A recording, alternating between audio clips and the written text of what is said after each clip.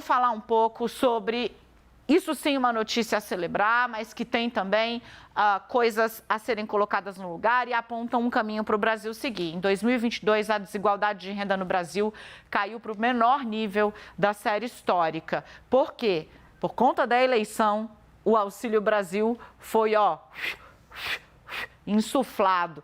E esse auxílio, hoje, Bolsa Família, que tanta gente já chamou aí de auxílio miséria, né? Ou auxílio... Bolsa compra voto. Exatamente. Esse foi o principal responsável pela queda da desigualdade. Graças à disputa eleitoral, ele chegou aos R$600 prometidos. Fernando Nakagala. Dani, os números do IBGE mostram uma melhora, uma evolução positiva. Então, a gente tem ainda um país muito desigual, mas a desigualdade, que é medida por indicadores econômicos, terminou o ano de 2022 no melhor patamar da série histórica, que tem 11 anos. Então, a desigualdade é a menor em mais de uma década.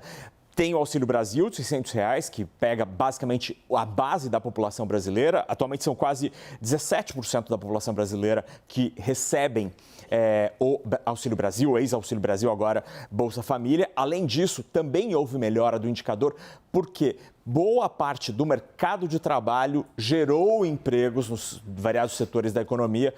Isso também ajudou a recompor a renda dos trabalhadores. A gente separou alguns números, Dani, desses divulgados interessantíssimos, divulgados mais cedo pelo IBGE. Na primeira tela, a gente tem primeiro a renda média, o rendimento médio dos brasileiros. Gente, presta atenção nisso aqui. Isso aqui é tão valioso, Sim. porque as pessoas não entendem o tamanho do... Essa é a renda média. Pode voltar? Cadê? Meu Deus! Opa. Naka! Tudo sumiu. Deu um tiro. Mas ficou até bonito aquilo. Esse mapa, Dani, é importantíssimo. Tira uma foto desse mapa, porque ele é importante para lembrar que nós, infelizmente, vivemos num país pobre. Exatamente. A média de rendimento dos brasileiros no ano passado foi de R$ 1.586. E a gente tem um recorte por regiões do Brasil. Aí quando eu falo, quem ganha mais de 5 salários mínimos é rico. Sim. No Brasil. É bizarro isso. Sim. A média do salário no Brasil, R$ 1.500. No Nordeste, ela é R$ 1.000, a média do salário. No Sudeste, olha a diferença aqui, já é quase o dobro, gente. E isso aqui é a região mais rica do Brasil e não dá R$ 2.000. Não dá R$ 2.000 a renda média. O Sul tem uma renda maior, média, mas a população é menor, tá, Edu? Então, se a gente pegar aqui, para esse salto aqui, e obviamente o Sudeste é a região mais rica do Brasil. E ainda assim, você vai olhar, é quase o dobro, R$ 800, cara. É bizarro, gente. Esse é o Brasil, o Centro-Oeste tá aqui e o Norte. Norte e Nordeste, né? Aí depois vem o cara falar, não... Vamos separar, né, do Norte e Nordeste. Querido amigo, né, o que separa a sua realidade do Sul, né, desenvolvido, potente, pujante do Nordeste, são R$ 900. Então, assim, olha para o lado, viu, querido? Porque são R$ 900. Olha para o lado. Naka. E aí, na próxima tela, Dani, a gente tem um dado que, para mim, é o dado mais escandaloso da realidade brasileira, desta pesquisa do IBGE. Aqui o IBGE, Dani, divide a população brasileira, toda a população brasileira, em faixas de percentagem de renda. Então, se a gente começa aqui à esquerda, no cantinho do gráfico, a gente tem os 5% mais pobres da nossa população. Os 5% mais pobres da população brasileira, Dani, tem uma renda mensal per capita, por habitante, de R$ 87. R$ 87 no mês. No mês, entre os 5% mais pobres. E aí, o dado do IBGE vai mostrando a evolução deste dado. Quando a gente chega aqui, por exemplo, neste grupo que está entre os 50% e 60%, é exatamente a metade da população. A gente tem uma renda média de R$ 1.120 e a escadinha vai avançando. Entre 95% e 99%, ou seja, ali os quase 5% mais ricos da população, tirando a tampinha do 1%, a renda média está em 6.882. Ai, gente, é trágico. E aí, o topo da nossa pirâmide, que tem apenas 1% da população, com uma renda superior a R$ 17.500. Olhando esse número, dá muito para entender como a disparidade ela ainda é muito presente na nossa sociedade, como a gente está preso, aprisionado numa bolha que não olha 95% do país. Sim, e o IBGE calculou que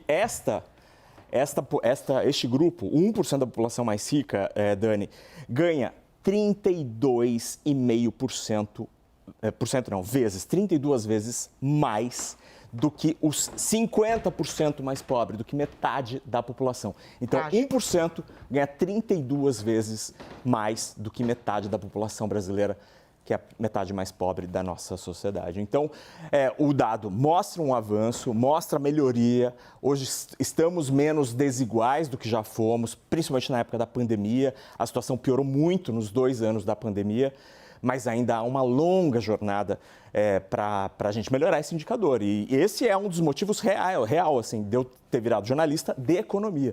Porque acho que só entendendo isto é que a gente consegue jogar luz na discussão para que o amanhã da nossa sociedade seja melhor. E diz muito sobre a forma como você olha e apresenta a notícia, né? Para quem às vezes fica contrariado, o Nakagawa está olhando para 99% do país, não para 1% da bolha, onde ele, felizmente e merecidamente, por trabalhar recém-formado, claro, né?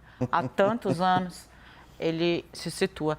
Vem para cá um outro olhar muito atento e realista do país, o Aod Cunha, para trazer essa análise para a gente. Aod, é muito chocante, né? E assim, eu entendo que a elite para a qual nós falamos, eu digo isso por métrica de mercado, né? A CNN é a emissora mais forte na classe AB, então nós temos a consciência de que nós estamos falando com essa elite, né? E com os tomadores de opinião. É trágico um país que tem R$ 1.500 como a renda média da população e onde, Aod, é tão difícil sensibilizar uma parte significativa dos tomadores de decisão da necessidade de não governar de olho só no que o 1%, que também tem que ser contemplado, eu preciso ser milimetricamente precisa em cada palavra, mas não pode ser o único viés para o direcionamento de gestão, porque nós temos os problemas que vêm ser problemas muito grandes e, infelizmente, rudimentares. Infelizmente, o Brasil ainda é a vanguarda do atraso. Quando você olha os dados, fica muito claro isso. Eu estou jogando nesse sentido, Aod, desculpa me alongar, porque eu vi de novo você insistindo, né? Enquanto o debate no país, ele escreveu isso, eu vou até resgatar aqui para ser precisa, porque não é a primeira vez que ele traz essa reflexão, né?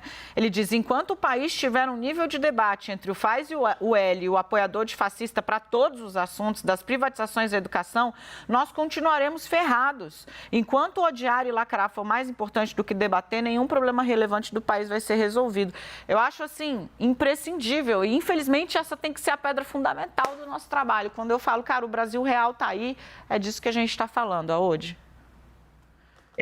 Boa tarde, Dani, Naka. Não, vocês têm toda a razão. Esse tema de desigualdade, aliás, ele devia ser um objeto de muita preocupação também do 1% mais rico, porque o país ele não vai conseguir dar saltos de desenvolvimento e crescimento, e ele, inclusive, vem tendo seu crescimento limitado por este tamanho de desigualdade que o Brasil tem.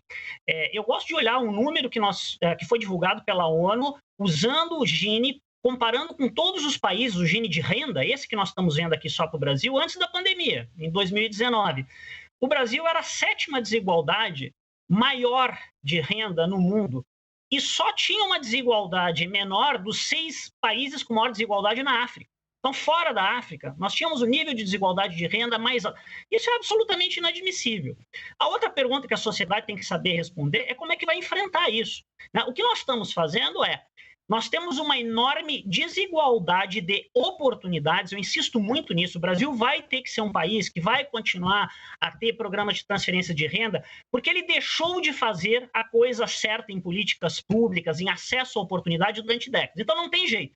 Nós criamos gerações que não tiveram acesso a boa educação, saneamento, segurança, moradia. Agora, nós precisamos começar a inverter isso. Nós não podemos depender para sempre só de programa de transferência de renda. Uma criança que nasce pobre ou rica, essa criança pobre ela tem que ter acesso a uma boa educação, a segurança, a alimentação. Como nós não fazemos isso, destruímos o nosso capital humano na primeira infância, na adolescência, depois nós temos que mitigar, mas só mitigar, só reduzir um pouquinho disso, dando renda para as pessoas. Aode, eu levantei o dedinho aqui porque eu acho que você resvala num debate que é muito importante. O Aode Cunha, ele não é assim, né? Coitado do Aode, né? Não tem nada de comunista. O Aode é um cara ultracentrado. Eu imagino que ele tem uma cartilha bastante liberal, pelo que ele traz aqui. Mas ele é um cara que conhece, assim, até pela experiência que tem com entidades do exterior, o debate sobre a meritocracia no Brasil, né? Foi uma coisa, assim, transformada quase que em pedra fundamental. O que ele está te mostrando agora, o Aode, o que o NACA te mostra, o que os números te mostram, o que a vida real nos mostra, é que o ponto de partida no Brasil deste 1%, destes 5% mais ricos, para os outros 95% da população, ele é, assim, da distância São Paulo-Salvador de diferença. O ponto de partida. Para você dizer, não, o trabalho, a força do trabalho é a força motriz da minha vida. Eu realmente sou uma pessoa que vai na marra, na porrada.